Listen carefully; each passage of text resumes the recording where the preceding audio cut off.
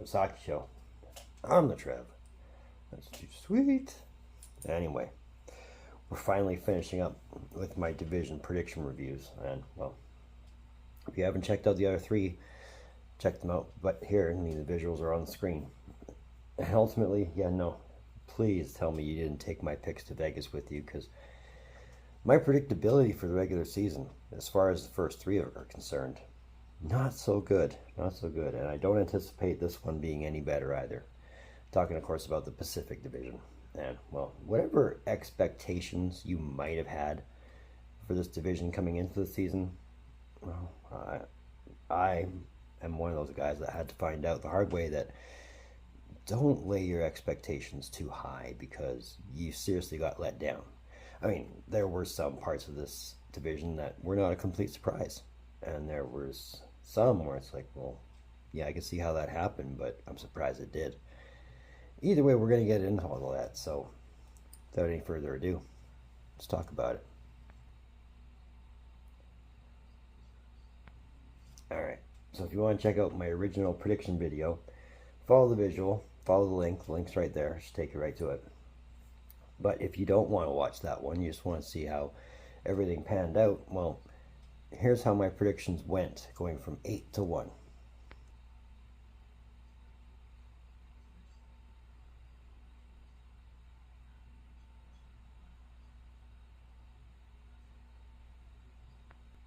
And here's how the division actually finished. So I can tell you right off the bat, I got 2 right, which means out of the 32 teams that I predicted to finish in what place, I only called 7 of them. So 7 out of 32, that's not very good. That's an epic fail on my part. But, you know, my lock for this division didn't fail me at all. There were some aspects that did, and then, you know, it wouldn't just be this year if there wasn't any team that didn't have some kind of off-ice drama leaking onto the ice affecting the team. Of course, we'll talk about that. But without any further ado, let's break down the season that was for these teams, going from 8 to 1. So we're starting with San Jose.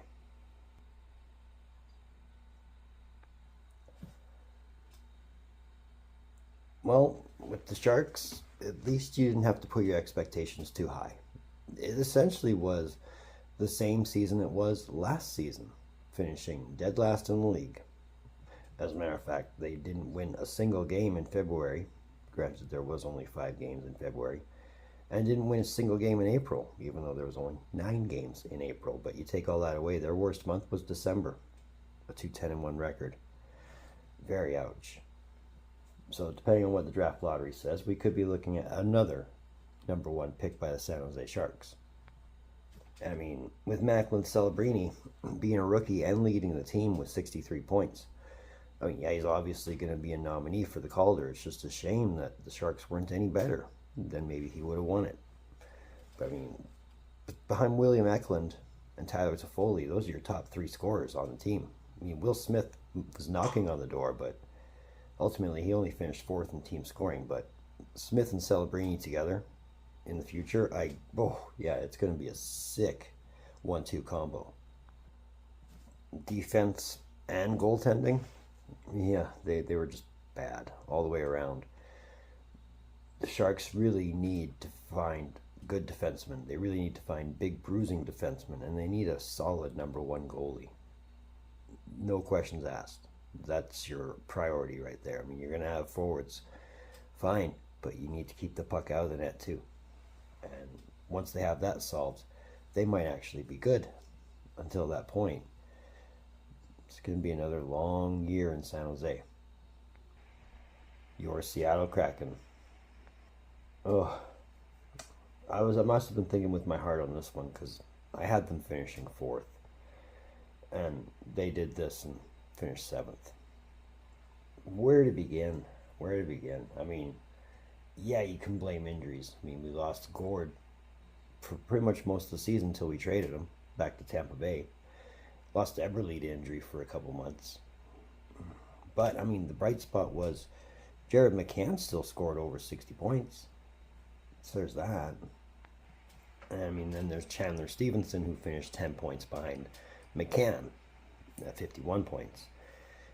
I mean, it was nice to see Shane Wright getting a lot of playing time, actually finishing with 44 points, which is the same as what former number 2 pick Capo finished with, which was 1 point more than other former number 2 pick Matt Beniers finished with. So as much as Beniers is coming out of that sophomore slump, it was only by 6 more points. So hopefully it's a case of it will get better in time.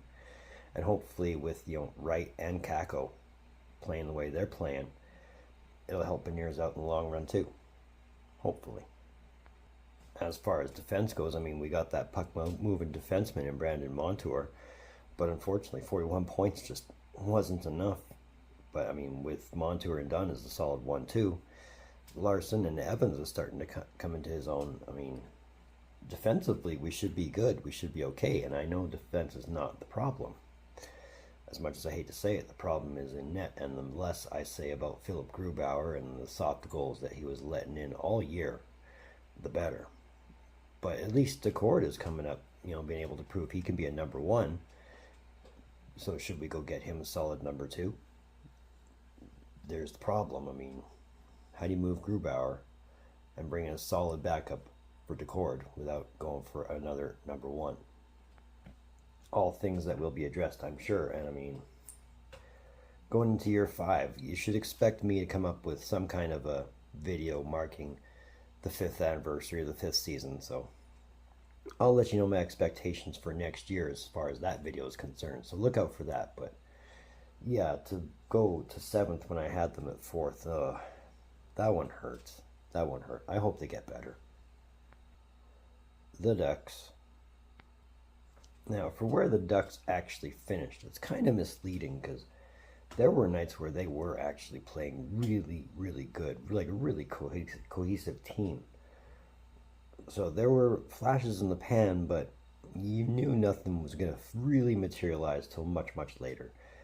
But, I mean, you look at what they got going on forward. I mean, with Troy Terry leading the team with 55 points, Mason McTavish putting up a 50-point season, and Leo Carlson and Frank Petrano really starting to push their weight on getting the points as well. I mean, sure, Trevor Zegras has kind of fallen down a lot, and maybe, hopefully, someday, soon, he'll actually get back to being a 50-point guy, but we'll see, right? And I mean, as much as some of us might not want to talk about, Kyle Gauthier did put up 44 points as a rookie. So maybe it was a smart move on his part to want out of Philly way back when. Defense, I mean, you got your muscle in Gudis and Trouba, plus you've also got your up-and-comers like Jackson Lacombe and Owen Zellweger. So defense shouldn't be a problem moving forward. Just give them some time to develop. Guaranteed someone will get better along the way. Now, as far as goaltending is concerned, I mean, at some point, John Gibson is going to get traded. Because, I mean, he was supposed to be on the move for the last 5 years. Now, does that mean they weren't able to trade him? I don't know, but at some point that trigger's got to get pulled, right? I mean, Lucas Dostal, he'll be fine. As long as he's got a good defense in front of him, he'll be fine. So, once they figure out what's going to happen in net in Anaheim, maybe they can actually progress, and maybe they can actually be competitive. I mean, if that's the Achilles heel, then yeah, pull the trigger, the sooner the better, but we'll see when we get there, right? The Canucks. I think I said this with the Rangers. Oh, how the mighty have fallen. Division champs a year ago. 5th place this year. And a lot of it could be attributed, much like with the case of the Rangers, to team dynamic. Once you had that admittance of a problem between Miller and Pettersson, it became a distraction, and that's the last thing the Canucks needed, was a distraction. On top of Quinn Hughes being as injured as he was throughout the year, but still managing to lead the team with 76 points. Brock Besser's probably played his last game as a Canuck. I mean, Connor Garland put up 50 points, and Jake DeBrusk was close at 48. Pettersson, though, I mean, 45 points. So, not the Elias we're used to seeing. I mean, on defense, with Quinn Hughes in the mix, you still got Hronik and Marcus Pettersson, as your top three. Tyler Myers makes a nice little top four. It's a good, sound defense, but it just wasn't enough. And especially with Hughes out of the lineup as often as he was, they could have needed somebody to step up really good. And maybe that's a contingency they'll think of for next season if they get their stuff in order. And then between Lankinen and Demko, whenever Demko wasn't hurt, you actually had some pretty solid goaltending. It's just a matter of who was playing well and who was hurt. And a lot of times Demko was hurt. And is Lankinen your new number one? Or do you put your faith in Demko and hope someday he'll get back to form? The Flames. Oh, Calgary. They played so hard. They almost had a wild card spot. I mean, they won in the last week, the second last game of the season when they got eliminated, and they still won the next game. So they played well right up until the end. And I mean, it could have been a case of they just didn't jump hard enough soon enough, but they played their heart out. Kudos to them for at least putting in the effort.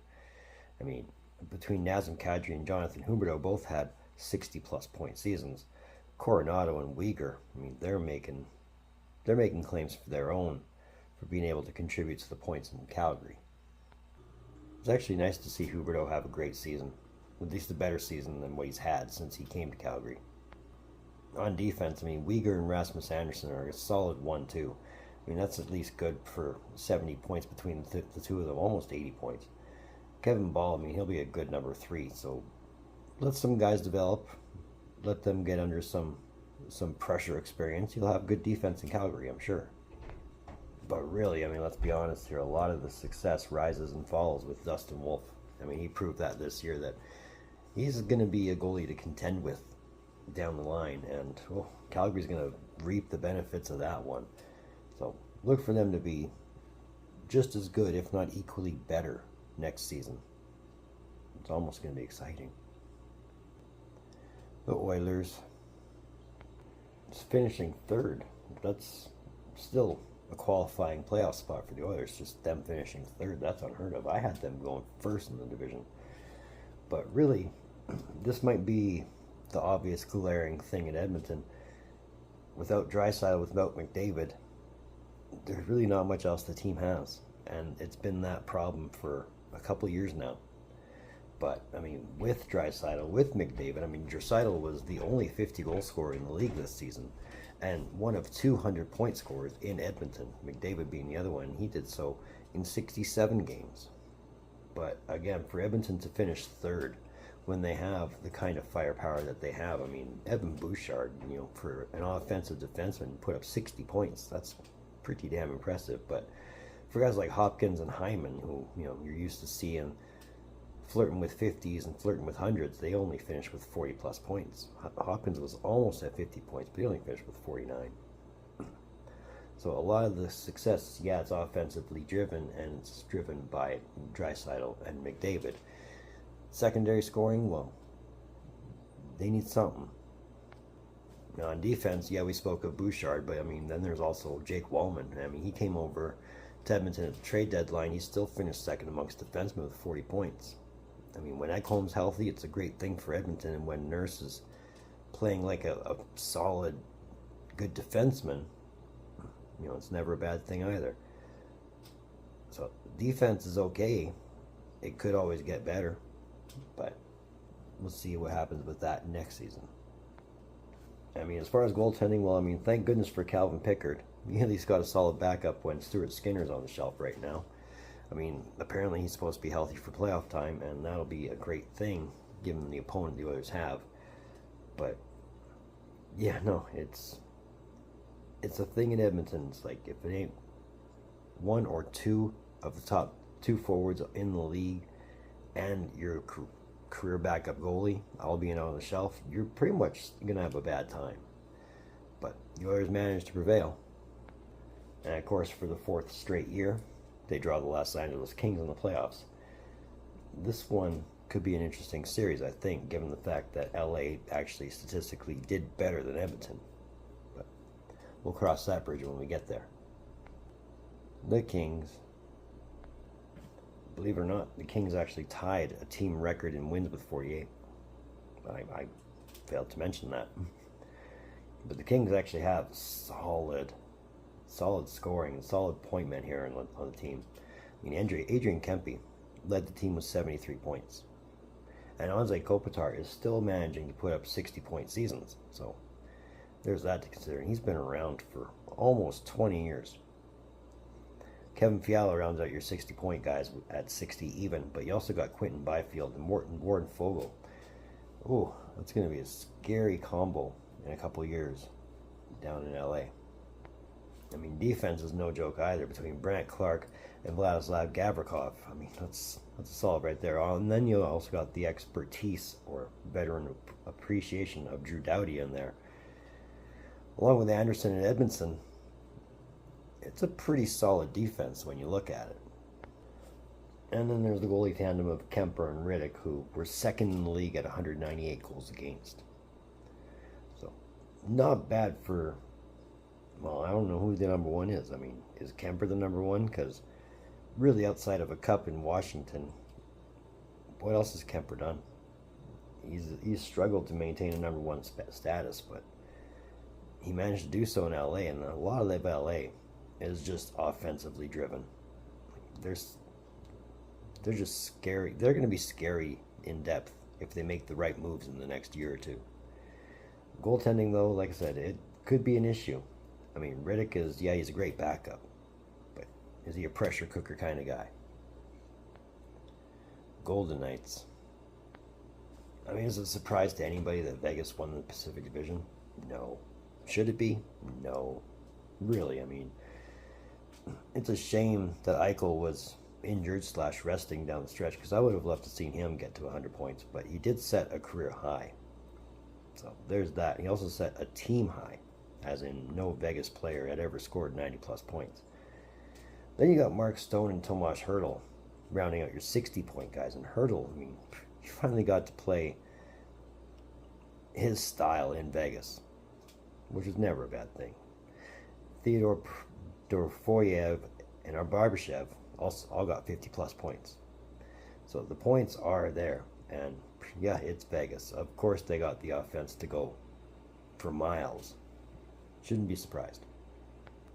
I mean, defense, of course Vegas's defense is stingy, always has been when you got Theodore, Hanifin, Pietrangelo, and McNabb on your blue line. I mean, yeah, they're keeping stuff out, and you'll be hard pressed if you can get anything in the net. And speaking of the net, I mean, between Aiden Hill and Ilya Samsonov, yeah, Vegas was good. I mean, Hill posted up 2.47 goals against, so that's not a bad thing at all. Either way, Vegas pretty much has, you know, a playoff round. We'll call it that. I'll say what I think of it for my playoff predictions. They got a date with the Minnesota Wild, and that could be a series. Either way, we'll look at it when we get there. So that's another one of them Trev's hockey shows. I want to thank you for tuning in. Don't think I don't appreciate the gesture, especially if you've made it to this point. If you're still here at this point, well, thank you very much for sticking around to nearly the end of the video. I'm glad I was able to keep you for almost 20 minutes. But if you are here, if you're digging what I'm doing, or you just want to say hey, feel free to throw a thumbs up. I do appreciate it, and it does go a long way. So thank you in advance for the help. If you really want to help out this guy, that red button on the bottom below, if you haven't done so already, feel free to hit that subscribe button.